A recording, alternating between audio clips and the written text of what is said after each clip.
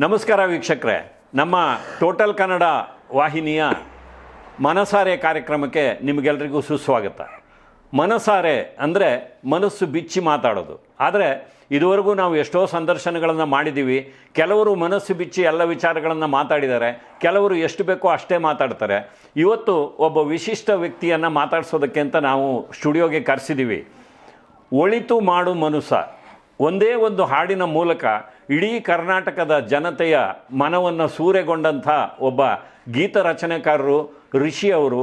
ಚಲನಚಿತ್ರ ಕ್ಷೇತ್ರದಲ್ಲಿ ನಿರ್ದೇಶಕರಾಗಿ, ನಿರ್ಮಾಪಕರಾಗಿ, ಗೀತ ರಚನೆಕಾರರಾಗಿ, ಸಂಭಾಷಣೆಕಾರರಾಗಿ ಹಲವು ವಿಧದಲ್ಲಿ ಗುರುತಿಸಿಕೊಂಡಿರುವಂಥವರು. ಜೊತೆಗೆ ಬೇರೆ ಬೇರೆ ಯಾವುದೋ ಒಂದು ಕಾರಣಕ್ಕಾಗಿ ಜೈಲು ವಾಸವನ್ನು ಕೂಡ ಅನುಭವಿಸಿ ಬಂದಿರುವವರು. ಅವರು ನಮ್ಮ ವಾಹಿನಿಯ ಕೆಲವು ಕಾರ್ಯಕ್ರಮಗಳನ್ನು ನೋಡಿ ನಮ್ಮನ್ನು ಸಂಪರ್ಕ ಮಾಡಿ ನಿಮ್ಮ ಜೊತೆ ಒಂದು ಸಂವಾದವನ್ನು ಮಾಡಬೇಕು ಅಂತ ಒಂದು ಬಯಕೆಯನ್ನು ವ್ಯಕ್ತಪಡಿಸಿದ್ರಿಂದಾಗಿ ನಾವು ಅವ್ರನ್ನ ಇವತ್ತಿಲ್ಲಿ ಕರೆಸಿದ್ದೀವಿ. ಅವರು ನನಗೆ ಹೇಳಿದ್ದು ಒಂದೇ ಒಂದು ಕಂಡೀಷನ್ನು, ಸರ್ ನಾನು ಯಾವುದು ಫಿಲ್ಟ್ರ್ ಇಟ್ಕೊಂಡು ಮಾತಾಡಲ್ಲ, ನೇರವಾಗಿ ನಾನು ಏನು ಸತ್ಯ ಇದೆಯೋ ಅದನ್ನು ಮಾತಾಡ್ತೀನಿ, ನನ್ನ ಮಾತು ಸ್ವಲ್ಪ ಖಾರ ಅನ್ನಿಸ್ಬಹುದು ಅಂತ. ಅದಕ್ಕೆ ನಾನು ಅವ್ರಿಗೆ ಹೇಳಿದೆ, ನಮ್ಮ ಕಾರ್ಯಕ್ರಮದ ಹೆಸರೇ ಮನಸಾರೆ, ಮನಸ್ಸು ಬಿಚ್ಚಿ ನೀವು ಏನು ಮಾತಾಡಬೇಕು ಅಂತಿದ್ರೋ ಅದನ್ನು ಮಾತಾಡಬಹುದು ಅಂತ ಹೇಳಿದ್ದೀನಿ. ಹಾಗಾಗಿ ಋಷಿ ಅವರ ಜೊತೆಗೆ ಸಂದರ್ಶನವನ್ನು ಆರಂಭ ಮಾಡ್ತಾ ಇದ್ದೀನಿ. ನಮಸ್ಕಾರ ಋಷಿ ಅವರಿಗೆ. ಸರ್ ನಮಸ್ಕಾರ. ನಿಮ್ಮ ಸಂದರ್ಶನಗಳನ್ನ ಎಲ್ಲ ನೋಡಿದ್ದೀನಿ, ನಿಮ್ಮ ಪ್ರೋಗ್ರಾಮ್ಗಳೆಲ್ಲ ನೋಡಿದ್ದೀನಿ. ತುಂಬ ಅದ್ಭುತ ನಿರೂಪಣೆ ನಿಮ್ಮದು. ತುಂಬ ಖುಷಿ ಆಗುತ್ತೆ. ತುಂಬಾ ಏನಂತಾರೆ ಅದಕ್ಕೆ ಅಂದರೆ ಒಂದು ಬೌಂಡ್ರಿ ಹಾಕ್ಕೊಂಡು ಮಾತಾಡ್ತೀರ, ಅದು ತುಂಬ ಖುಷಿ ಆಯಿತು. ಅದಕ್ಕೆ ನಿಮ್ಮ ಹತ್ರ ಮಾತಾಡಬೇಕು ಅಂತ ನಾನೇ ಇದು ಮಾಡಿದೆ. ಖಂಡಿತ ಸರ್. ನಾನು ಇಲ್ಲಿ ಮಾತಾಡೋಕ್ಕಿಂತ ಮುಂಚೆ ನಾನು ಒಬ್ಬ ವ್ಯಕ್ತಿನ ನೆನೆಸ್ಕೊಳ್ಳೋಕೆ ಇಷ್ಟಪಡ್ತೀನಿ. HR ರಂಗನಾಥ್. ನಾನು ಪಬ್ಲಿಕ್ TV ಅಲ್ಲಿ ಬಂದ ಮೇಲೇ ಗೊತ್ತಾಗಿದೆ ಸರ್, ನಾನು ಒಳಿತು ಮಾಡೋ ಮನುಷ್ಯ ಬರೆದಿರೋ ಋಷಿ ಇವರು ಅಂತ. ಪಬ್ಲಿಕ್ TV ಅನ್ನೋ ಒಂದು ಕಾರ್ಯಕ್ರಮದಲ್ಲಿ ಪಬ್ಲಿಕ್ ಹೀರೋ ಅಂತ ಮಾಡ್ತಾ ಇದ್ರು. ಆ ಪಬ್ಲಿಕ್ ಹೀರೋಗೆ 3 ನಿಮಿಷ 4 ನಿಮಿಷ ಹೆಚ್ಚಂದ್ರೆ ಹೆಚ್ಚು ಅಷ್ಟೇ ಟೈಮ್ ಕೊಡೋದು. ಅದು ತುಂಬ ಪ್ರೈಮ್ ಟೈಮ್ ಸರ್ ಅದು. ಅವಾಗ ಅವರು ಇದು ಮಾಡ್ಕೊಂಡು ಋಷಿ ಹತ್ರ ಮಾತಾಡಬೇಕು ಅಂತ 13 ನಿಮಿಷ ಕೊಟ್ಟರು ಸರ್. 13 ನಿಮಿಷದ ಆ ಒಂದು ಸಂದರ್ಶನ ನನ್ನ ಜೀವನದ ಇದೇ ಸ್ಟೈಲ್ ದಿಕ್ಕನ್ನೇ ಬದಲಾಯಿಸ್ತು. ಕೆಲವರು ಅದು ಬೇರೆ ಒಂದು ಕಡೆ ಈ ವಿಷಯ ಹೇಳಿದಾಗ ಕಮೆಂಟ್ಸ್ ಅಲ್ಲಿ ಬಂದಿತ್ತು. ಏನಂತ ಬಂದಿತ್ತು ಅಂದ್ರೆ, ಇವ್ರು ರಂಗಣ್ಣವ್ರ ಬಕೆಟು ಅಂತ. ಅಂದ್ರೆ ಅವ್ರ ದೃಷ್ಟಿಯಲ್ಲಿ ಬಕೆಟ್ ಅನ್ನೋ ಪದಕ್ಕೆ ನನಗೇನು ಅರ್ಥ ಗೊತ್ತಿಲ್ಲ. ನಮ್ಮ ಒಂದು ಅಭಿಪ್ರಾಯ ಏನಂತಂದ್ರೆ, ಯಾರು ಸಹಾಯ ಮಾಡ್ತಾರೋ ಅವ್ರು ನೆನೆಸ್ಕೊಳ್ಳೋದು ನಾವು ನಿಯತ್ತು ಅಂತ ತಿಳ್ಕೊಂತೀವಿ. ಅವರು ಅದನ್ನು ಬಕೆಟ್ ಅಂತ ತಿಳ್ಕೊಂಡಾಗ ಅವರವರ ಭಾವಕ್ಕೆ ಬಿಟ್ಟುಬಿಡೋಣ. ಯಾಕೆಂದ್ರೆ ನಮ್ಮಲ್ಲೂ ಕಮೆಂಟ್ ಬಾಕ್ಸ್ ಅಲ್ಲಿ ನೀವು ರಾಜ್ಕುಮಾರ್ ಅವ್ರ ಬಕೆಟ್ ಅಂತ ಹೇಳೋದು, ಇನ್ಯಾರದೋ ಬಕೆಟ್ ಅಂತ ಹೇಳೋದು. ನಮ್ಮ ರಘುರಾಮ್ ಸ್ಟುಡಿಯೋ ರಘುರಾಮ್ ಅವ್ರು ಬಂದಿದ್ರು, ಅವ್ರು ಮಾತಾಡುವಾಗ ನೀವು ರವಿ ಬಕೆಟ್ ಅಂತ ಹೇಳೋದು. ಅವ್ರು ಅದಕ್ಕೆ ಹೇಳೋದು, ನಾನು ಬಕೆಟ್ ಅಲ್ಲ ರೀ, ಸಿಂಟೆಕ್ಸ್ ಟ್ಯಾಂಕ್. ನೋಡ್ದ ಇಂಟರ್ವ್ಯೂ ನೀವು ಹೇಳ್ದಂಗೆ ನಾವು ನಮ್ಮನ್ನ ಈ ಒಂದು ಸ್ಥಾನದಲ್ಲಿ ಕೂತು ಇವತ್ತು ಮಾತಾಡ್ತಾ ಇದ್ದೀವಿ ಅಂದ್ರೆ, ನಮ್ಮನ್ನು ಈ ಮಟ್ಟಕ್ಕೆ ಬೆಳೆಸಿದವರು ಎಷ್ಟೋ ಜನ ಇರ್ತಾರೆ. ಅವ್ರನ್ನ ನೆನೆಸ್ಕೊಳ್ಳೋದು ಒಂದು ಕೃತಜ್ಞತೆ, ಅದು ಮನುಷ್ಯತ್ವನೇ ಹೊರತು ಅದು ಬಕೆಟ್ ಹಿಡಿಯೋದಲ್ಲ. ಅದನ್ನ ಅರ್ಥ ಮಾಡ್ಕೋಬೇಕು ಜನ ಅಷ್ಟೇ. ಸರ್ ನಾನು ಇವಾಗ ಒಂದು ಮಾತು ಹೇಳ್ತೀನಿ ಸರ್. ಬಕೆಟು ಅಂತಂದ್ರೆ ಏನಂತಂದ್ರೆ, ಅವರು ಆ ಒಂದು ಬ್ಯಾಡ್ ಕಮೆಂಟ್ಸ್ ಬಗ್ಗೆ ನಾನು ತುಂಬಾ ಖುಷಿ ಪಡ್ತೀನಿ. ಯಾಕೆ ಖುಷಿ ಪಡ್ತೀನಿ ಅಂತಂದ್ರೆ, ಅವ್ರ ಮನಸ್ಥಿತಿ ಅದೊಂದು ಕಾಯಿಲೆ ಸರ್. ಬ್ಯಾಡ್ ಕಮೆಂಟ್ಸ್ ಅವ್ರು ಏನ್ ಮಾಡ್ತಾರಲ್ಲ ಅದೊಂದು ಕಾಯಿಲೆ. ಎಲ್ಲೋ ದೂರ ಇಟ್ಕೊಂಡು ನೀನು ಸಂತ ಅಂತಾರೆ, ನೀನು ಶಿಶುನಾಳ ಶರೀಫ್ ಅಂತಾರೆ, ಅಂಥವ್ರ ಬಗ್ಗೆ ನಾವು ಯೋಚನೆ ಮಾಡಬೇಕು. ಹಂಗಂದ ತಕ್ಷಣ ನಾನು ಶಿಶುನಾಳ ಶರೀಫ್ ಅಂದ ತಕ್ಷಣ ನಾನು ಖುಷಿ ಪಡಲ್ಲ. ಇವ್ರು ಯಾರೋ ಬಂದ್ಬಿಟ್ಟು ಬಕೆಟ್ ಅಂದ ತಕ್ಷಣ ನಾನು ಇದು ಮಾಡಲ್ಲ, ಬೇಜಾರು ಮಾಡ್ಕೊಳ್ಳಲ್ಲ. ಅದೊಂದು ಕಾಯಿಲೆ ಸರ್. ಅವರು ಆ್ಯಕ್ಚುಲಿ ಏನಂತ ಹೇಳ್ಬೇಕಂತಂದ್ರೆ, ಅವ್ರಿಗೆ ಇವಾಗ ನೋಡಿ ಸರ್, ನಮ್ಮ ಒಂದು ಜೀವನದ ಸಾಧನೆ ಏನಂತಂದ್ರೆ, ನಾನು ಬೇರೆಯವ್ರು ಏನಾದರೂ ಸಾಧನೆ ಅನ್ಕೋಬಹುದು. ನನ್ನ ಸಾಧನೆ ಏನು ಅಂತಂದ್ರೆ, ನಾನು ಒಳ್ಳೆಯವನಾಗದೆ ದೊಡ್ಡ ಸಾಧನೆ ಸರ್. ನಮ್ಮಲ್ಲಿರೋ ಇವಾಗ ಆ್ಯಕ್ಚುಲಿ ನೀವು ಅದು ಬ್ಯಾಡ್ ಕಮೆಂಟ್ಸ್ ಅವ್ರು ಮಾಡೋರ ಬಗ್ಗೆ ಅವ್ರು ಏನಂದ್ರೆ ಸರ್, ಅದು ಅಸೂಯೆ, ಹೊಟ್ಟೆ ಕಿಚ್ಚು, ಅದೆಲ್ಲ ನಾನಾ ಇವುಗಳು ಕೆಟ್ಟ ಗುಣಗಳಿದ್ರೆ ಮಾತ್ರ ಅವ್ನು ಮಾಡೋಕೆ ಸಾಧ್ಯ. 200 ಜನ ಮಾಡಿಲ್ಲ, ಯಾರೋ ಒಬ್ರು ಮಾಡ್ತಾರೆ ಅಂತಂದ್ರೆ ಅದು ನಾನೇನು ಹೇಳೋದಂದ್ರೆ ಸರ್, ನಮ್ಮ ದೇಹ ಅನ್ನೋದು ಪ್ರತಿಯೊಂದು ಹಣ್ಣಿಗೆ ಹೋಲಿಸ್ತೀನಿ ಸರ್. ನಾನು ಪ್ರತಿಯೊಂದು ಕೈ, ಕಾಲು, ಕಣ್ಣು ಅದೆಲ್ಲ ಒಂದು ಹಣ್ಣುಗಳಿಗೆ ಹೋಲಿಸ್ತೀನಿ. ಆದರೆ ಆ ಹಣ್ಣುಗಳಲ್ಲಿ ಎಲ್ಲ ಹಣ್ಣುಗಳು ಚೆನ್ನಾಗಿದ್ರೆ ನಮ್ಗೆ ಒಳ್ಳೇದು.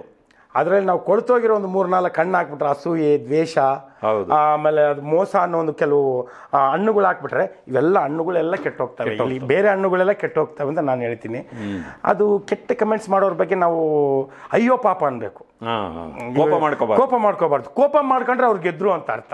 ಅನುಕಂಪ ಮಾಡಬೇಕು. ಯಾಕೆಂದ್ರೆ ಸರ್, ನಾನೊಬ್ಬ ಅಸಿಸ್ಟೆಂಟ್ ಡೈರೆಕ್ಟ್, ನನಗೆ ನಾನು ಇಮಿಡಿಯೇಟ್ ರಿಯಾಕ್ಟ್ ಮಾಡ್ತಾ ಇದ್ದೆ ಸರ್. ಸುಮಾರು ಒಂದು 10-12 ವರ್ಷದಿಂದ ನಾನು ಒಳ್ಳೇದು ಮಾಡ್ತೀನಿ, ಅವ್ರು ಯಾಕೆ ನನ್ನ ಬಗ್ಗೆ ಕೆಟ್ಟದ್ದು ಮಾತಾಡ್ತಾರೆ, ನಾನು ಯಾಕಿದ್ದು, ನನಗೆ ಅದು ಒಂಥರ ಏನಂತಾರೆ ಸರ್, ಅದು ಮಾನಸಿಕ ಕಾಯಿಲೆ ಥರ ಆಗ್ಬಿಡ್ತು, ನನಗೆ ಆಗ್ಬಿಡ್ತು ಅದು. ಆವಾಗ ಒಬ್ಬ ಅಸಿಸ್ಟೆಂಟ್ ಡೈರೆಕ್ಟರ್ ಹೇಳಿದೆ, ಸರ್ ನೀವು ಯಾಕೆ ಸರ್ ಅಷ್ಟು ತಲೆ ಕೆಡಿಸ್ಕೊತೀರಾ, ಅವ್ರ ಪಾಪ ಸರ್, ಅಯ್ಯೋ ಅನ್ಬೇಕು ಸರ್, ಅಂಥವ್ರ ಬಗ್ಗೆ ನಾವು ಯಾವತ್ತು ಕೋಪ ಮಾಡ್ಕೋಬಾರ್ದು ಅಂದಾಗ ನನಗೆ ನಿಜವಾಗ್ಲೂ ಗ್ರೇಟ್ ಅನ್ಸ್ಬಿಟ್ಟ ಅವನು. ಯಾರು ಕೊಡ್ದಿರೋಂಥ ಸಜೆಷನ್ ನೀನು ಕೊಟ್ಬಿಟ್ಟಲ್ಲಪ್ಪ, ನಾನು ಯಾರೇ ಮಾತಾಡಿದ್ರೆ ಇಮ್ಮಿಡಿಯೇಟ್ ರಿಯಾಕ್ಷನ್ ಸರ್, ಹೂ ಅಂತ ರಿಯಾಕ್ಷನ್ ಮಾಡ್ತಾಯಿದ್ದೆ. ಅವನು ಒಬ್ಬ ಅಸಿಸ್ಟೆಂಟ್ ಡೈರೆಕ್ಟರ್ ನನಗೆ ಹೇಳಿದಾಗ ಅದಕ್ಕೆ ನಾವು ಯಾರನ್ನೂ ನೆಗ್ಲೆಕ್ಟ್ ಮಾಡಬಾರ್ದು ಸರ್. ಪ್ರತಿಯೊಬ್ಬರು ಸರ್, ನಿಮಗೆ ಗೊತ್ತಿರೋ ವಿಷಯ ಕೆಲವು ನಮಗೆ ಗೊತ್ತಿರಲ್ಲ, ನಮಗೆ ಗೊತ್ತಿರೋ ವಿಷಯ ನೀವು ಕೆಲವು ನಿಮ್ಗೆ ಗೊತ್ತಿರಲ್ಲ. ಅಂಥದ್ರಲ್ಲಿ ನಾವು ಅವನನ್ನು ಅಸಿಸ್ಟೆಂಟ್ ಡೈರೆಕ್ಟ್ರು ಅಂತ ನಾನು ಕೆಲವ್ರು ಗೊತ್ತು, ಬೇರೆ ಡೈರೆಕ್ಟರ್ಗಳು ಯಾವ ರೀತಿ ಟ್ರೀಟ್ ಮಾಡ್ತಾರೆ ಅಸಿಸ್ಟೆಂಟ್ ಡೈರೆಕ್ಟರ್ಗಳನ್ನ ಅಂತ ನನಗೆ ಗೊತ್ತು. ಅವ್ರು ಕಸ ಗುಡಿಸ್ತಾರೆ, ತುಂಬ ಕೀಳಾಗಿ ನೋಡ್ತಾರೆ ಅವ್ರನ್ನ, ಏನು ಬೆಲೆ ಅವ್ರು ಏನು, ಅವರು ಆ ಕೆಲಸ ಮಾಡಿ ಬಂದಿರ್ತಾರೆ ಆದರೆ ಅವ್ರಿಗೆ ಗೊತ್ತಿರಲ್ಲ, ಅವ್ರನ್ನ ಅಷ್ಟೊಂದು ನೆಗ್ಲೆಕ್ಟ್ ಮಾಡ್ತಾರೆ. ಆವಾಗ ನಾನು ಹೇಳಿದ್ದು ನಿಜವಾಗ್ಲೂ ಸರ್, ನಾನು ಮಾನಸಿಕ ಇದಾಗ್ಬಿಟ್ಟಿದ್ದೆ ಸರ್. ನಾನು ಅವ್ನಿಗೆ ಒಳ್ಳೇದು ಬಯಸ್ತೀನಿ, ಅವ್ನು ಯಾಕೆ ನನ್ನ ಕೆಟ್ಟದ್ದು ಬಯಸ್ತಾನೆ, ಅವ್ನು ಯಾಕೆ ಇದು ಮಾಡ್ತಾನೆ ಅಂತಂದಾಗ ಸರ್ ಅವ್ರ ಬಗ್ಗೆ ಬೇಜಾರು ಮಾಡ್ಕೊಬಾರ್ದು, ಅಯ್ಯೋ ಪಾಪ ಅನ್ಬೇಕು ಸರ್. ಅವ್ರದ್ದೊಂದು ಕಾಯಿಲೆ ಸರ್, ಅದು ಅವ್ರಿಗೊಂದು ಜ್ಞಾನದ ಕೊರತೆ ಇದೆ ಸರ್, ಅರ್ಥ ಆಯ್ತಾ? ಅದಕ್ಕೋಸ್ಕರ ನಾವು ಅವ್ರ ಬಗ್ಗೆ ಯಾವತ್ತು ನಾವು ರಿಯಾಕ್ಟ್ ಮಾಡಬಾರ್ದು. ಅವತ್ತಿಂದ ಸರ್ ಯಾರೇ ಬೈದರು, ಯಾರೇ ಇದು ಮಾಡಿದ್ರು ನೋಡಿ ಸರ್, ಇವಾಗ ಭಯ ಬೀಳಿಸಿ ಬದುಕೋನು ಗಂಡಸಲ್ಲ, ಭಯ ಬಿದ್ದು ಬದುಕೋನು ಗಂಡಸು ಅಂತ ನಾನು ಬರೆಯೋದು, ನಾನು ಹೇಳೋದು ಸರ್. ಭಯ ಬೀಳ್ಸೋಕೆ ಮಾನ ಮರ್ಯಾದೆ ಬಿಟ್ಟರೆ ಸಾಕು ಸರ್. ಭಯ ಬಿದ್ದು ಬದುಕಕ್ಕೆ ಸಹನೆ ಬೇಕು, ತಾಳ್ಮೆ ಬೇಕು, ಮಾನವೀಯತೆ ಬೇಕು, ಮನುಷ್ಯತ್ವ ಬೇಕು. ನೀವು ಏನೋ ನನಗೆ ಅಂತೀರಾ, ನೀನೇ ದೊಡ್ಡವನಪ್ಪ ಅಂತ ಹೇಳೋದಕ್ಕೆ ತುಂಬ ದೊಡ್ಡ ಮನಸ್ಸು ಬೇಕು, ತುಂಬ ತಾಳ್ಮೆ ಬೇಕು ಅಲ್ವಾ ಸರ್? ಅದಕ್ಕೆ ನಾನು ಹೇಳೋದು, ಭಯ ಬೀಳಿಸಿ ಬದುಕೋನು ಗಂಡಸಲ್ಲ, ಭಯ ಬಿದ್ದು ಬದುಕೋನು ಗಂಡಸು ಅಂತ. ಈ ಕಮೆಂಟ್ಸ್ ಬಗ್ಗೆ ಹೇಳಿದ್ರಲ್ಲ, ವಾಸ್ತವವಾಗಿ ನಿಮ್ಮ ಪರಿಚಯ ಆಗಿದ್ದೇ ನಮ್ಮ ಒಂದು ಸಂಚಿಕೆಯಿಂದ. ಹೌದೌದು. ಚಿಟ್ಟಿ ಆಯಿ ಹೇ, ಪಂಕಜ್ ಉಧಾಸ್ ಅವರು ಕಳೆದ ತಿಂಗಳು ನಮ್ಮನ್ನು ಅಗಲಿದಾಗ ನಾವು ಹಿಂದೆ ಒಂದು ನಮ್ಮದೇ ಈ ವಾಹಿನಿಯಲ್ಲಿ ಮಾಡಿದ್ದಂಥ ಒಂದು ಸಂಚಿಕೆಯನ್ನು, ನಮ್ಮದು ಮತ್ತೊಂದು ಸೋದರ ವಾಹಿನಿ ಇದೆ ಸಿನೆರಮ ಪಿಕ್ಚರ್ಸ್ ಅಂತ, ಅಲ್ಲಿ ಅದನ್ನು ಅಪ್ಲೋಡ್ ಮಾಡಿದ್ವು. ಅದನ್ನು ನೋಡಿ ನೀವು ಕಮೆಂಟ್ ಮಾಡಿದ್ರಿ. ನೋಡಿ ಇತ್ತೀಚೆಗೆ ಅದರಲ್ಲಿ ಒಂದು ಕಮೆಂಟ್ ಬಂದಿದೆ, ಲೇಟೆಸ್ಟ್ ಕಮೆಂಟು. ನೀವು ಮಹಾಪಂಡಿತರು ಇರ್ಬೋದು, ನನಗೆ ಹೇಳಿರೋದು ಒಬ್ಬ ವೀಕ್ಷಕರು ಹೇಳಿರೋದು, ನೀವು ಮಹಾಪಂಡಿತರು ಇರ್ಬೋದು, ನಿಮ್ಮ ಪಾಂಡಿತ್ಯನ ತೋರಿಸೋದಕ್ಕೆ ನೀವು ಈ ಸಂಚಿಕೆಯನ್ನು ಬಳಸ್ಕೊಂಡಿದ್ದೀರಿ. ನಾವೇನೋ ಪಂಕಜ್ ಉಧಾಸ್ ಅವ್ರ ಬಗ್ಗೆ ಏನೋ ಹೇಳ್ತೀರಾ ಅಂತ ಅಂದ್ಕೊಂಡ್ವು, ಅವರ ಹಾಡು ಕೇಳಿಸ್ತೀರಾ ಅಂದ್ಕೊಂಡ್ವು. ನೋಡಿದ್ರೆ ನೀವು ಹರಿಕತೆ ದಾಸರ ಥರ ಪುರಾಣ ಹೇಳೋಕ್ಕೆ ಕೂತ್ಕೊಂಡ್ಬಿಟ್ರಿ. ಇದು ವೇಸ್ಟ್ ಎಪಿಸೋಡು, ಬೇಕಾಗೇ ಇರಲಿಲ್ಲ ಅಂತ ನಾನು ಅದಕ್ಕೆ ಒಂದು ಕಮೆಂಟ್ ಹಾಕಿದ್ದೀನಿ ಸಣ್ಣದಾಗಿ. ಅಂದರೆ ನೀವು ಹೇಳ್ದಂಗೆ ನಾನು ಕಮೆಂಟ್ಗಳನ್ನು ಸಮಚಿತ್ತದಿಂದ ತಗೊಳ್ಳೋದನ್ನ ಅಭ್ಯಾಸ ಮಾಡ್ಕೊಂಡಿದ್ದೀನಿ. ಒಬ್ರು ನೀವು PB ಶ್ರೀನಿವಾಸ್ ಥರ ಹಾಡ್ತೀರಾ ಅಂತಾರೆ, ಇನ್ನೊಬ್ರು ಹಾಡಬೇಡ ಯಾ ಮುದ್ಕ ಕರ್ಕಶವಾಗಿದೆ ಅಂತಾರೆ. ಎರಡನ್ನೂ ಸಮಾನವಾಗಿ ತಗೋತೀನಿ ನಾನು. ಹಾಡು ಯಾವುದು ಅಂತ ನಿಮ್ಮ ಮನಸ್ಸಿಗೆ ಹೋಗ್ಲಿ ಅಂತ ಒಂದು ಸಾಲನ್ನು ನಾನು ಹೇಳೋದೇ ಹೊರತು ಇಡೀ ಹಾಡನ್ನು ನಾನು ಹೇಳ್ಕೊಂಡು ಕೂತ್ಕೊಳ್ಳಲ್ಲ. ಆದರೆ ಇಲ್ಲಿ ಚಿಟ್ಟಿ ಆಯಿ ಹೇ ಎಷ್ಟೋ ಜನಕ್ಕೆ ಅರ್ಥ ಆಗಿಲ್ಲ ಅಂತ ನನಗನ್ಸಿತ್ತು. ಯಾಕೆಂದರೆ ನಾನು ಅದನ್ನು ಕಲಿಯೋವಾಗ ನನಗೆ ಅರ್ಥ ಆಗಿರಲಿಲ್ಲ. ಆ ಅರ್ಥವಂತಿಕೆಯನ್ನು ತಿಳ್ಕೊಂಡ ಮೇಲೆ ನನಗೆ ನಿಜವಾಗ್ಲೂ ಕಣ್ಣಲ್ಲಿ ನೀರು ಬಂತು. ಅದನ್ನು ಇನ್ನೊಬ್ಬರ ಹತ್ರ ಹಂಚ್ಕೋಬೇಕು ಅಂತ ಹೇಳಿ ನಾನು ಆ ಸಂಚಿಕೆಯನ್ನು ಮಾಡಿದ್ದು. ಅದಕ್ಕೆ ಅವ್ರಿಗೆ ಹಾಕಿದೆ, ನಿಮ್ಮಂಥ ಪಂಡಿತರಿಗೆ ಇದು ಮಾಡಿದ್ದಲ್ಲ, ನನ್ನಂಥ ಪಾಮರರಿಗೋಸ್ಕರ ಮಾಡಿದ್ದು ಅಂತ ಒಂದು ಹಾಕಿದೆ. ಯಾಕೆಂದರೆ ನಮ್ಮ ಸಿನೆರಮ ಪಿಕ್ಚರ್ಸ್ ವಾಹಿನಿಯಲ್ಲಿಯೂ ಅದನ್ನು 50,000 ಜನ ನೋಡಿದ್ದಾರೆ. ನಮ್ಮ ವಾಹಿನಿಯಲ್ಲಿ ಕೂಡ 50,000ಕ್ಕಿಂತ ಹೆಚ್ಚು ಜನ ನೋಡಿದ್ದಾರೆ. ಅಲ್ಲಿ ಅನೇಕರ ಅಭಿಪ್ರಾಯ ಏನು ಅಂದರೆ, ಈ ಹಾಡನ್ನು ಕೇಳ್ತಾ ಇದ್ವು, ಆದರೆ ಇದರ ಪೂರ್ತಿ ಅರ್ಥ ನಮಗೆ ಗೊತ್ತಿರಲಿಲ್ಲ. ನೀವು ಇದನ್ನು ಹೇಳಿದ ಮೇಲೆ ಮತ್ತೆ ಕೇಳಿದಾಗ ನಿಜವಾಗಿಯೂ ನಮ್ಮ ಕಣ್ಣಲ್ಲಿ ನೀರು ಬಂತು ಅಂತ. ಆ ಹಾಡಿಗಿರೋ ಶಕ್ತಿನೇ ಅದು, ನನ್ನ ಶಕ್ತಿ ಅಲ್ಲ ಅದು, ನಾನು ಬರೀ ಪರಿಚಯಿಸಿದ್ದು ಅಷ್ಟೇ. ನಿಮಗೆ ಇಲ್ಲ ಆ್ಯಕ್ಚುಲಿ ಏನು ಗೊತ್ತಾ ಸರ್, ಬ್ರಿಡ್ಜ್ ಇದೆಯಲ್ಲ, ಬ್ರಿಡ್ಜ್ ಕೂಡ ತುಂಬ ಇಂಪಾರ್ಟೆಂಟ್ ವರ್ಕ್ ಆಗುತ್ತೆ. ಈ ಊರಿಂದ ಆ ಊರಿಗೆ ಹೋಗಬೇಕು ಅಂತ ಆ ಥರ ಬ್ರಿಡ್ಜ್ ಕೆಲಸ ನೀವು ಮಾಡಿದ್ದೀರಾ, ಅದ್ಭುತ ಕೆಲಸ ಮಾಡಿದ್ದೀರಾ ಸರ್. ನಾನು ಹೇಳ್ತೀನಲ್ಲ, ನಾನು ನಿಜವಾಗ್ಲೂ ಆ ಹಾಡು ಬಗ್ಗೆ ನನಗೆ ಅಷ್ಟು ಗೊತ್ತಿರಲಿಲ್ಲ, ನನಗಷ್ಟು ಹಿಂದಿ ಅಷ್ಟು ಇದಿರಲಿಲ್ಲ. ನೋಡಿ, ನಿಮ್ಮ ಮೇಲೆ ಕೋಪ ಇತ್ತು ನನಗೆ. ಯಾವಕ್ಕೆ ಕೋಪ ಇತ್ತು ಅಂತ ನಾನು ತುಂಬ ನಿಮ್ಮ ಬಗ್ಗೆ ಕಮೆಂಟ್ ಮಾಡಬೇಕು ಅನಿಸ್ತು. ಯಾಕೆ ಅಂತಂದರೆ ಸಾಹಿತಿ ಹೆಸರು ಹೇಳಿಲ್ಲ ಇವರು ಅಂತ. ಅಲ್ಲ ಫುಲ್ ಕೇಳಿ, ಸ್ವಲ್ಪ ನೋಡಿದಾಗ ಲಾಸ್ಟಿಗೆ ನೀವು ಸಾಹಿತಿ ಹೆಸರು ಹೇಳಿದಾಗ ನಂಗೆ ತುಂಬ ಖುಷಿ ಆಯಿತು. ತುಂಬ ಖುಷಿಯಾಗಿ ಸರ್ ನೀವು ವಿವರಣೆ ಮಾಡಬೇಕಂದ್ರೆ ಹತ್ತುಬಿಟ್ಟೆ ನಾನು. ಅಂದರೆ ಕಣ್ಣಲ್ಲಿ ನೀರು ಬಂದು ತುಂಬ ಭಾವಕನಾದೆ. ಅದು ಸಾಂಗನ್ನು ಮತ್ತೆ ನಾನು ಕೇಳಿದಾಗ ಸರ್ 10 ನಿಮಿಷ ಮಗು ಥರ ಹತ್ತಿದ್ದೀನಿ ಸರ್. ಬರುತ್ತೆ ಸರ್. ಅಯ್ಯೋ ಸರ್, ಇವಾಗ ನೆನೆಸ್ಕೊಂಡ್ರೆ ಕಣ್ಣಲ್ಲಿ ನೀರು ಬರುತ್ತೆ. ಎಂಥ ಅದ್ಭುತ, ಆ ಕವಿಗೊಂದು ದೊಡ್ಡ ನಮನ ಸರ್. ಅದು ನೀವು ವಿವರಣೆ ಮಾಡಿದ್ರಲ್ಲ ಸರ್, ಆ ಊರಲ್ಲಿ ಅವರು ಬೇರೆ ಕಡೆ ಇರ್ತಾರೆ, ಸಂಜಯ್ ದತ್ ಅಲ್ಲಿ ಬಂದು ಅವರು ಒಂದು ರಿಯಲಿಸ್ಟಿಕ್ ಆ್ಯಕ್ಟಿಂಗು ಅದೆಲ್ಲ ವಿಡಿಯೋ ಸಾಂಗ್ ನೋಡಿದಾಗ ತುಂಬಾ ನನಗೆ ಇವಾಗಲೂ ನೆನೆಸ್ಕೊಂಡ್ರೆ ಕಣ್ಣಲ್ಲಿ ನೀರು ಬರುತ್ತೆ. ತುಂಬ ಖುಷಿ ಆಯಿತು ಸರ್. ಅದು ಆ್ಯಕ್ಚುಲಿ ಏನು ಗೊತ್ತಾ, ಬ್ಯಾಡ್ ಕಮೆಂಟ್ಸು ನಾನು ನಿಮಗೊಂದು ಹೇಳ್ತೀನಿ ಸರ್. ನಾವು ಜೀವನದಲ್ಲಿ ತುಂಬ ಖುಷಿಯಾಗಿರ್ಬೇಕಂದ್ರೆ ಶತ್ರುಗಳನ್ನ ಪ್ರೀತಿಸಬೇಕು. ಸಿದ್ದಪ್ಪಾಜಿ ಮೊನ್ನೆದೊಂದು ಇದು ನೋಡಿದೆ, ನಿಮ್ಗೆ ಯಾರು ತೊಂದರೆ ಕೊಡ್ತಾರೆ, ಯಾರು ನೋವು ಕೊಡ್ತಾರೆ, ಅವ್ರನ್ನ ತಲೆ ಒಳಗಡೆ ಇಟ್ಕೊಬಿಡಿ, ತಲೆಯಿಂದ ಹೊರಗಡೆ ಇಟ್ಕೊಳ್ಳಿ. ನೀವು ಸಮಾಧಾನದಿಂದ ಇರಬೇಕಂದ್ರೆ, ನೀವು ಖುಷಿಯಿಂದ ಇರಬೇಕಂದ್ರೆ. ಆ ಥರ ನಾನು ನಿಜವಾಗ್ಲೂ ಹೇಳ್ಬೇಕಂದ್ರೆ ಸರ್, ನಾನು ಶತ್ರುಗಳನ್ನ ಪ್ರೀತಿಸೋಕ್ಕೆ ಪ್ರಯತ್ನ ಪಡ್ತೀನಿ. ಅದು ತುಂಬ ಕಷ್ಟ. ಆ್ಯಕ್ಚುಲಿ ಎದ್ದ ತಕ್ಷಣ ಶತ್ರುಗಳನ್ನೆಲ್ಲ ಮಿತ್ರರಿಗೆ ಕೆಟ್ಟದಾಗಲಿ ಅಂತ ಬಯಸೋರು ತುಂಬ ಜನ ಜೊತೆಲೇ ಇರ್ತಾರೆ. ಈ ನನ್ನ ಮಗ ಹಾಳಾಗಲಿ, ನನ್ನ ಮಗ ಉದ್ಧಾರ ಆಗಬಾರ್ದು ಅಂತಾರೆ. ಪಾಪ ಅವರೊಂದು ಇದು. ನಾನೇನು ಹೇಳೋದಂತಂದರೆ, ನೀವು ಜೀವನದಲ್ಲಿ ತುಂಬ ಸಂತೋಷವಾಗಿರಬೇಕು, ತುಂಬ ಖುಷಿಯಾಗಿರಬೇಕು ಸರ್. ಆಸ್ತಿ, ಹಣ, ಅಂತಸ್ತು ನಿಮಗೆ ಯಾವುದೂ ಖುಷಿ ಕೊಡಲ್ಲ ಸರ್. ನಾನು ಮೊನ್ನೆ ಧೀರುಭಾಯಿ ಅಂಬಾನಿ ಕಣ್ಣಲ್ಲಿ ನೀರು ನೋಡಿದೆ. ಧೀರುಭಾಯಿ ಅಂಬಾನಿ, ಮುಖೇಶ್ ಅಂಬಾನಿ ಏನು ಸರ್ ಅವ್ರ ಹೆಸರು, ಮುಖೇಶ್ ಅಂಬಾನಿನೋ ಅನಿಲ್ ಅಂಬಾನಿ, ಮುಖೇಶ್ ಅಂಬಾನಿ, ಅವ್ರ ಅಣ್ಣನ ಕಣ್ಣಲ್ಲಿ ನೀರು ನೋಡಿದೆ. ಯಾಕಂದರೆ ಲಕ್ಷಾಂತರ ಕೋಟಿಗಿದ್ದಾರೆ, ಅವ್ರ ಮಗನದು ಆರೋಗ್ಯ ಸರಿ ಇಲ್ಲ. ಅವ್ರ ಮಗ ಹೇಳ್ತಾನೆ, ನನಗೆ ಸಾವಿರಾರು ಕೋಟಿ ಇದೆ, ನನಗೆ ಅನುಭವಿಸೋಕ್ಕೆ ನನ್ನ ಆರೋಗ್ಯ ಸರಿ ಇಲ್ಲ. ಸರ್, ಜಗತ್ತಲ್ಲಿ ರಿಚೆಸ್ಟ್ ಮ್ಯಾನ್ ಅಂದರೆ ಯಾರು ಮನುಷ್ಯನ ಆರೋಗ್ಯ ಚೆನ್ನಾಗಿದೆಯಲ್ಲ ಅವನೇ ರಿಚೆಸ್ಟ್ ಮ್ಯಾನ್, ಅವನೇ ಖುಷಿಯಾಗಿರೋದು. ನಾವು ಜಗತ್ತಲ್ಲಿ ತುಂಬ ಖುಷಿಯಾಗಿರ್ಬೇಕಂದ್ರೆ ಶತ್ರುಗಳನ್ನ ಪ್ರೀತಿಸಬೇಕು ಸರ್. ಶತ್ರು ಯಶಸ್ಸಲ್ಲಿ ನಾವು ಖುಷಿ ಪಡಬೇಕು ಸರ್. ಆವಾಗ ಖಂಡಿತವಾಗಿ ನಾವು ಖುಷಿಯಾಗಿರ್ತೀವಿ ಅನ್ನೋ ಒಂದು ನನ್ನ ಅನುಭವ ಸರ್. ನಾನು ತುಂಬ ಪ್ರಯತ್ನ ಪಡ್ತೀನಿ ಶತ್ರುನ ಪ್ರೀತಿಸೋಕೆ.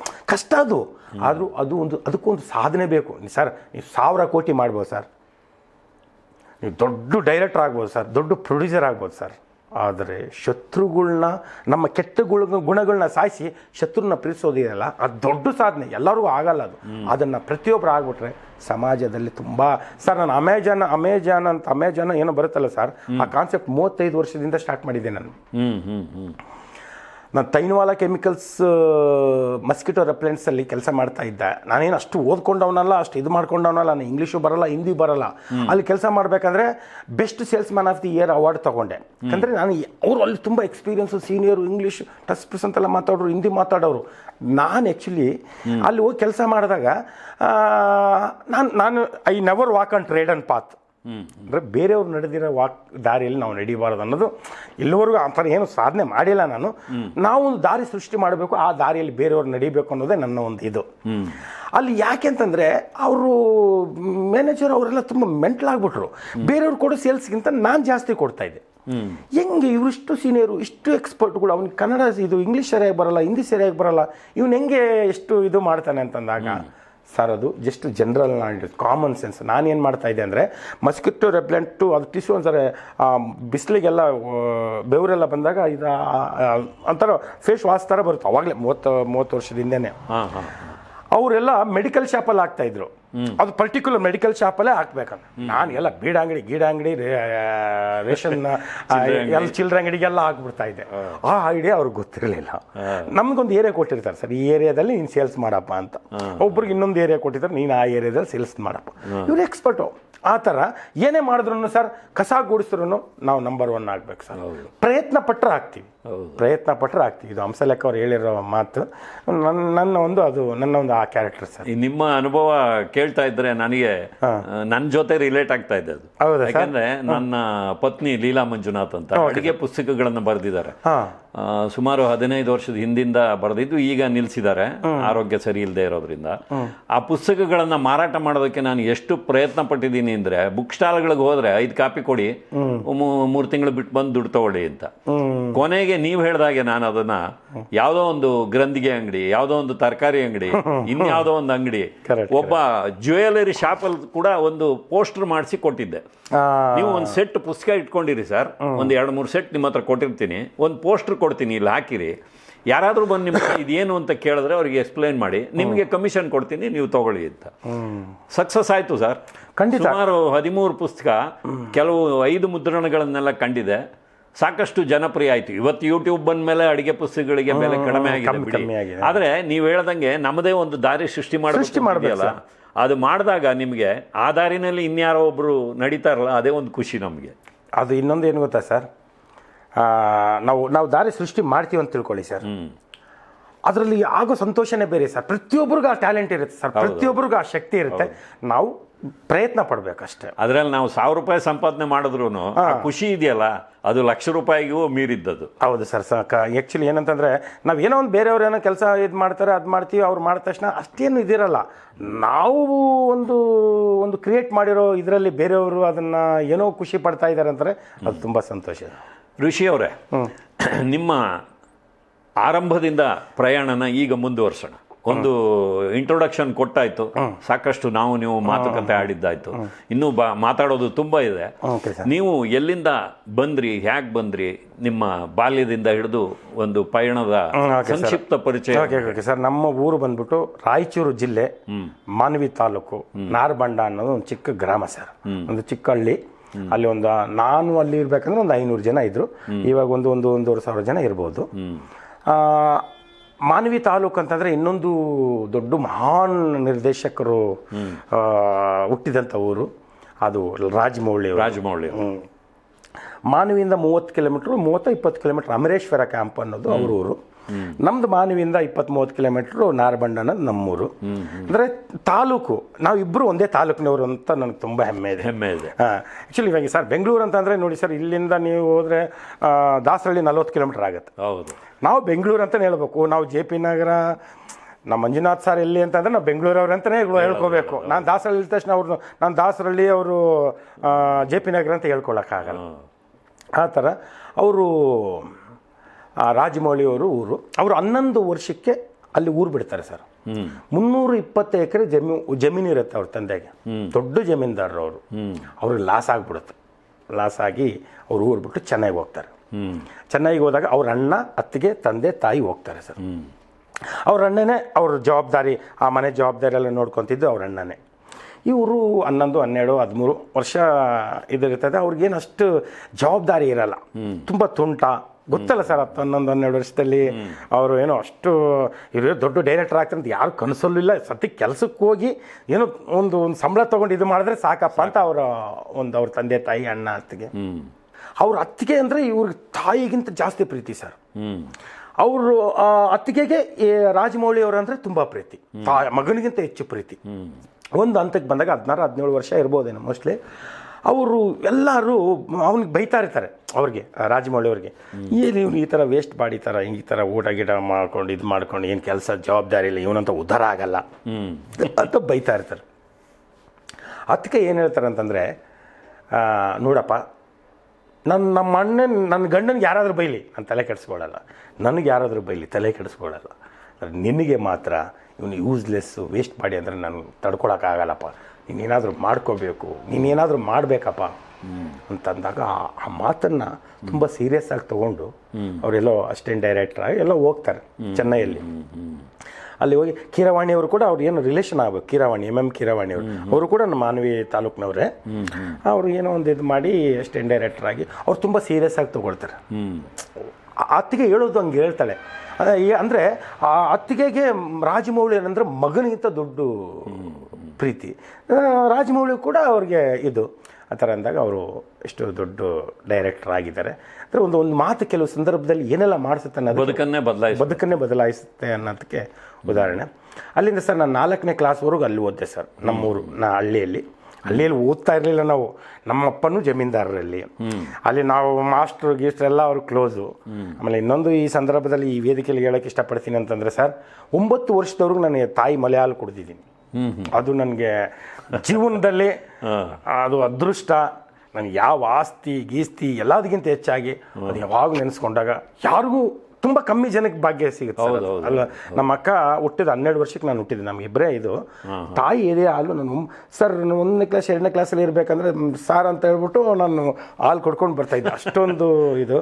ಅದಕ್ಕೆ ಅದೇನೋ ತಾಯಿ ಆರೋಗ್ಯನೇ. ಆ ತಾಯಿ ಒಂದು ಆಶೀರ್ವಾದ. ಇಲ್ಲಿವರೆಗೂ ನಾನು ಸರ್ ಒಂದು ಹಾಸ್ಪಿಟ್ಲಿಗೂ ಹೋಗಲ್ಲ, ಒಂದು ಟ್ಯಾಬ್ಲೆಟು ತೊಗೊಂಡೆಲ್ಲ, ಅದನ್ನು ಅವಾಯ್ಡ್ ಮಾಡ್ತಾ ಇದ್ದೀನಿ ಸರ್. ಅಂದರೆ ತಗೊಂಡೇ ಇಲ್ಲ ಇದುವರೆಗೂ. ನಾನು ಆ್ಯಕ್ಚುಲಿ ಹೇಳ್ಬೇಕಂದ್ರೆ ಅದನ್ನು ಎಲ್ಲರೂ ಅದನ್ನು ಅಡಾಪ್ಟ್ ಮಾಡಬೇಕು ಅಂತ ಹೇಳೋಕ್ಕೆ ಇಷ್ಟಪಡ್ತೀನಿ. ಯಾಕಂದರೆ ಸರ್ ನಾನು ಎಲ್ಲ ಓದಿರೋ ಪ್ರಕಾರ ನಿಜನ ಸುಳ್ಳು ಗೊತ್ತಿಲ್ಲ, MBBS ಫಸ್ಟ್ ಪೇಜಲ್ಲೇ ಇದೆ ಸರ್, ನಿಮಗೆ ಯಾವುದೇ ಒಂದು ಡಿಸೀಸ್ಗೆ ಮೆಡಿಷನ್ ಇಲ್ಲ ಅಂತ. ಒಂದು ಧೈರ್ಯ, ಒಂದು ನಮ್ಮ ರೆಸಿಸ್ಟೆನ್ಸ್ ಪವರಿಂದನೇ ನಾವು ಗುಣಮುಖರಾಗಿರ್ತೀವಿ. ಅದು ಕ್ರೆಡಿಟ್ ಗೋಸ್ ಟು ಡಾಕ್ಟರ್. ಲಕ್ಷಾಂತರ ರೂಪಾಯಿ, ಕೋಟ್ಯಾಂತರ ರೂಪಾಯಿ ಖರ್ಚು ಮಾಡಿ ಅವ್ರದ್ದು ಒಂದು ಬೇರೆ ಬೇರೆ ಇದೆಲ್ಲ ಇರ್ತವೆ ಸರ್. ಆ್ಯಕ್ಚುಲಿ ನೀವು ಲೀಲಾವತಿ ಹಾಸ್ಪಿಟ್ಲು ಅಂತ ನಿಮಗೆ ಹೈದ್ರಾಬಾದ್ ಇದರಲ್ಲಿ ಬಾಂಬೆಲಿ ಕೇಳಿರ್ಬೋದು. ಅಲ್ಲಿ ಅವರು ಏನು ಬಟ್ಟೆನೇ ಒಳಗಡೆ ಬಿಟ್ಬಿಟ್ಟು ಆಪ್ರೇಷನ್ ಮಾಡಿದ್ದಾರೆ. ಇನ್ನು ವರ್ಲ್ಡಲ್ಲಿ ಸರ್ ಕೋಲ್ಡ್ಗೆ ಮೆಡಿಷನ್ನೇ ಇಲ್ಲ ಸರ್. ಇಲ್ಲ, ಅರ್ಥ ಆಯ್ತಾ? ಕೋಲ್ಡ್ಗೆ ಮೆಡಿಷನ್ ಇಲ್ಲ ಅಂದರೆ ಇನ್ಯಾವುದಕ್ಕೆ ಮೆಡಿಷನ್ ಇವರು ಇದು ಮಾಡ್ತಾರೆ? ನೀವು ಕೋಲ್ಡ್ ತೊಗೊಂಡ್ರೆ 3 ದಿವಸ, ಟ್ಯಾಬ್ಲೆಟ್ ತೊಗೊಂಡ್ರೂ 3 ದಿವಸ ಇರುತ್ತೆ, ಟ್ಯಾಬ್ಲೆಟ್ಸ್ ತೊಗೊಂಡಿಲ್ಲ ಅಂದರೂ 3 ದಿವಸ ಇರುತ್ತೆ ಅಷ್ಟೇ. ನಾನು ಅಂದರೆ ನನ್ನ ಒಂದು ನಾಲೆಡ್ಜ್, ಅವ್ರವ್ರ ಇಷ್ಟ, ನನ್ನ ಒಂದು ಈ ಥರ ಹೇಳೋಕ್ಕೆ ಇಷ್ಟಪಡ್ತೀನಿ.